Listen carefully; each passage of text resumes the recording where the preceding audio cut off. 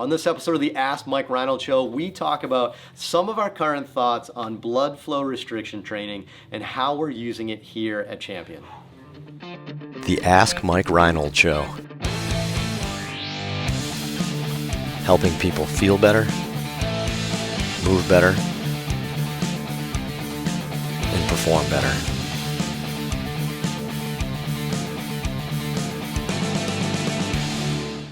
Welcome back, everybody, to the latest episode of the Ask Mike Reinold Show. We're up in Boston, Massachusetts as Champion PT and Performance.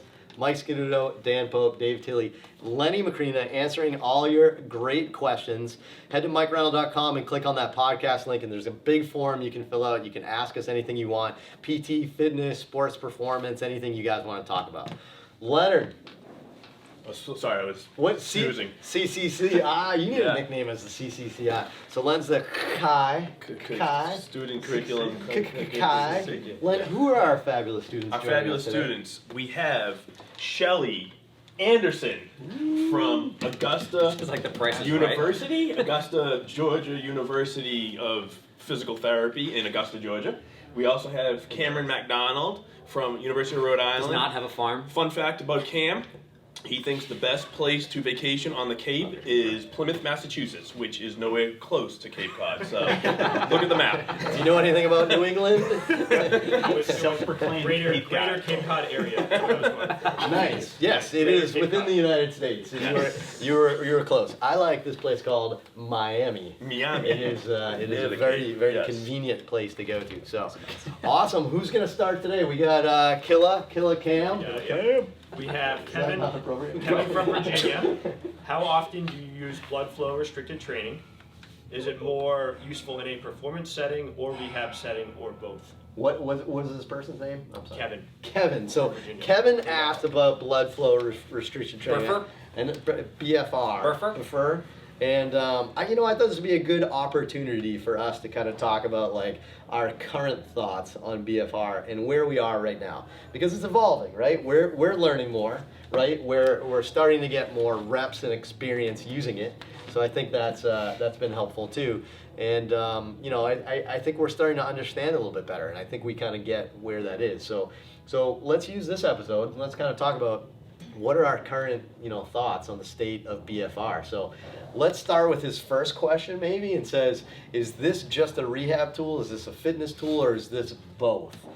Dan, you want to take this one? What do you want to start? So yeah. BFR. First off, I will answer.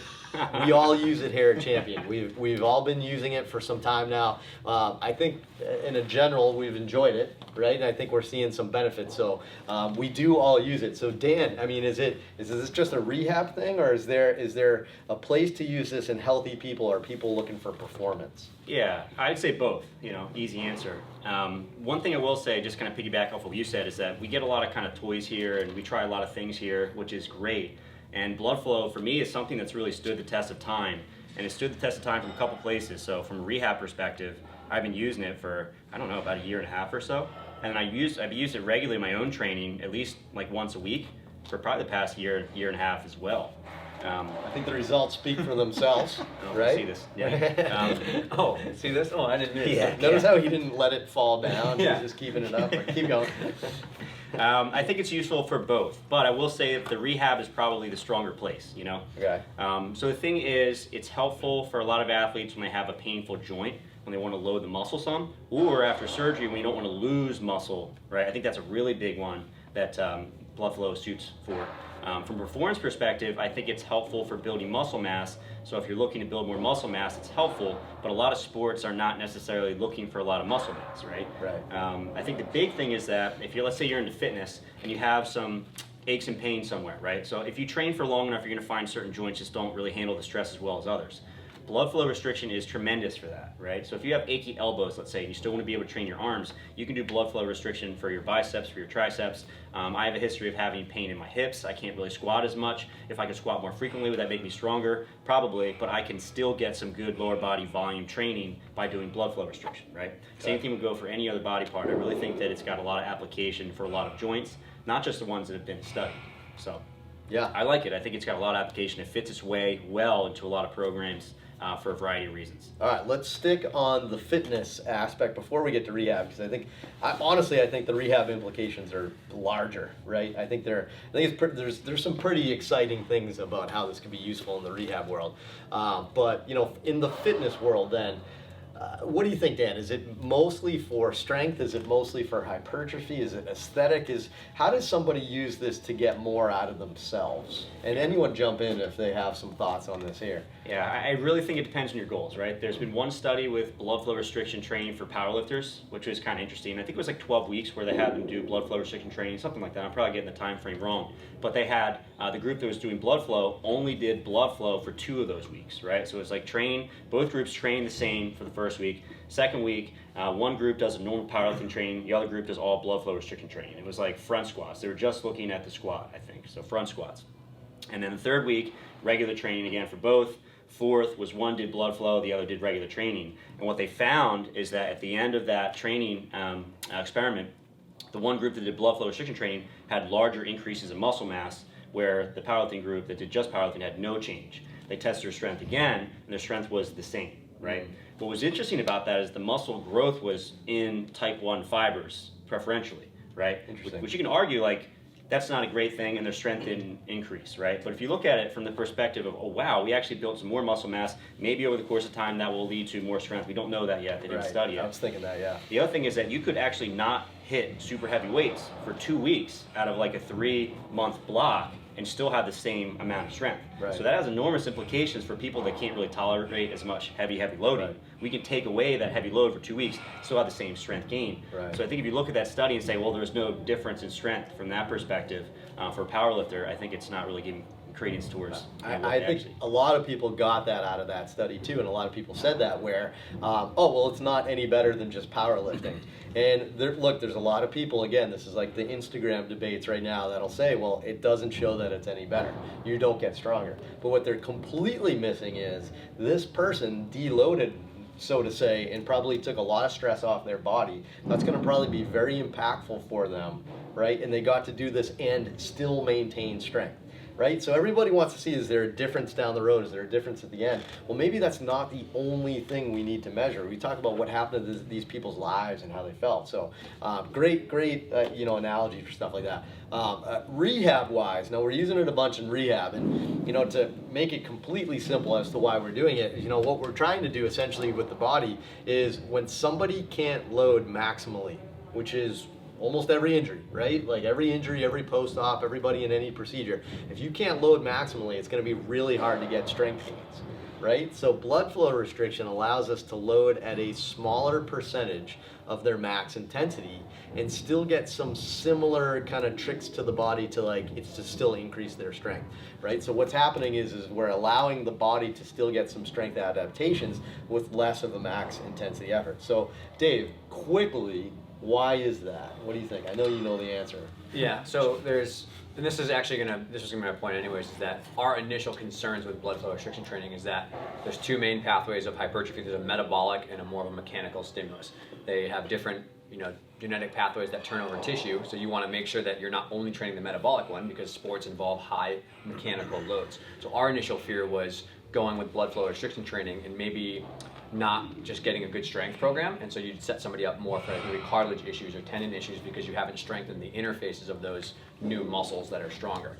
And so that was our initial concern. I think now, again, pendulum swings, it goes super far one way. People say, yep, it's a good tool, but you still have to strength train. And from our experiences, I have 2 athletes who had ACL reconstructions, and they went back to their doctor after 6 months, and they had done BFR initially for post-op and maybe a month into their training, but then transitioned to a full strength program. And the doctors who did their isokinetic testing were like, well, these are great numbers. We've never seen such high numbers. And obviously that's so many factors like the athlete's dedication and they follow the program. But I think when you take it in concert of like, okay, metabolic training effects and mechanical stimulation, both are important. Can you blend those into a program? And like Dan said, maybe have it as a 1 time per week thing when you get farther down the road. That's a really good way to maybe kind of marry those 2 things together and not get so caught up in, only using it for everything or saying like, no, it doesn't help. Right. You know, I think it's probably more together than apart. And I don't think we're, like a champion, I don't think we're necessarily using it as a tool in isolation, right? Yeah. It's like a helpful tool in this part. And it all comes down to the occlusion, right? So the occlusion of the limb, right, through these cuffs, right? And occlusion's a bad word because it's not full occlusion, Yeah. right? We have a percentage of occlusion, right? These different cuffs and even your ability to do that is you can change the occlusion rate. Right, so the majority of research is being done at one occlusion rate, which is 80%, right? And it's being done that way because you have to standardize it. But realize that you can use whatever occlusion rate you want. When Dan just exercised, he was just working out before we started filming this podcast. He did a full workout with occlusion. It was 0% occlusion, right? But he had 0% occlusion, right? And then somebody on the other end, you could put like a complete tourniquet on, right? Or do something like that, and you can have 100% occlusion. And realistically, somewhere in that spectrum, right, you're gonna get different amounts of occlusion, and you're gonna get different responses. Right, so there isn't like one set way to use it, right? If you have too little occlusion and you go do an exercise, you won't have as much of a benefit because you're not going to feel the fatigue. Your body's not going to have that same metabolic response. And exactly, right? So you're losing much less loads. So Right. it's not a mechanical stimulus and there's no occlusion, so there's no acidity buildup. It's Right. not a metabolic workout, It's not enough. moving. So you have to use more reps. Now, Yeah. Dan, with 0% occlusion, had to use more weights. Yeah. He could have used more weights or he could have used more reps. And he would have gotten to that point, but it might have taken him, I don't know, not infinite, but a lot more reps or a lot more weight to get to that same point. So that's kind of what we're trying to find here at Chambers. We're trying to find like where that occlusion rate is. Because we've had people like initially post-op with ACLs, we put it on and we do something, I don't want to say they feel nothing, but they don't, you can tell they're not challenged enough afterwards. So with that person, we either need to kind of enhance a little bit of the occlusion or they need to do more, right? They need to do more reps or they need to do something. So there is a diminishing return though, right? You may have an injury, say it's like a tendinopathy, you might not want to do 30, 15, 15, 15, like some of the protocols say in the research, or 30, 30, 30, which some of the protocols say in the research. That's 75 to 90 reps. It's a lot of reps, right? Like we may not want to do that in a certain person, right? So, I think what we're seeing out there is we're starting to learn the research and we're trying to figure out exactly how to apply it and not get stuck in one kind of methodology. I really do feel, and this is one of the things I've moved away with personally with my own training and also with my patients, is that I like the idea of the 30, 30, 30 and 30, 15, 15, 15, but my thoughts are just, what we're probably doing is we're taking someone close to failure. I mean, if you go in the gym and you put, let's say like your deadlift max is 500 pounds and you do 225, you just do sets of 5 every time, that doesn't make any sense. You're not challenging your system in any way. So that 30, 15, 15, maybe that fits if you pick the exact right weight. The other thing is I think that we're probably just pushing someone close to failure. Right. And if you use more occlusion, you hit failure faster. Right? If you use less occlusion, you're going to hit it, with more repetitions later. Or more weight. You got to use more weight. Yeah. So just like you said, we can dose it appropriately as long as that person is challenging themselves enough. Right. I think that's the future of BFRs. Us figuring that out is we're manipulating kind of three variables, right? The reps, the load, and the amount of occlusion. And I think putting those three together somewhere is where we're gonna try to figure this out and where that's gonna go. And that may have an impact on rehab versus fitness too, on kind of where they do it. But man, I don't know. Anecdotally, Len, you've been using it a bunch. I mean, anecdotally, what are your thoughts? You're seeing some good improvements, yeah, right? I do see good improvements. I think I hear it from my clients too that they like it. They like to feel that burn. They come in afterwards and they feel sore. Like the next day or 2 days later, they like that feeling. So. I think we know the physiological effects to it, and at least we're figuring it out and learning more. But I've added it. I like it. I use it for most of my post-ops, especially lower extremity ones. I don't use it a lot for upper extremity. Just full disclosure, I just don't. I see a lot of baseball players, so I just don't. But definitely lower body, and definitely had positive results with some of the systems that we have.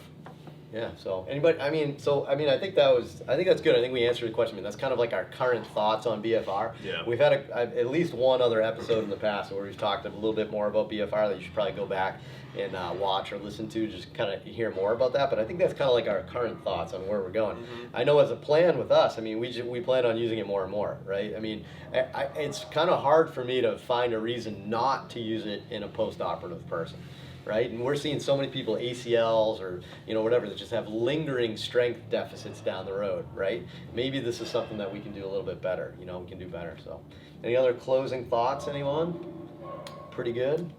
Nice. All right. So very good. Good question on BFR. That's kind of like our current thought process. And look, we're still learning too, and we're going to be the first to tell you that. So we're going to keep updating this and changing, what we think as we learn more, because I think there's still a lot more to be learned.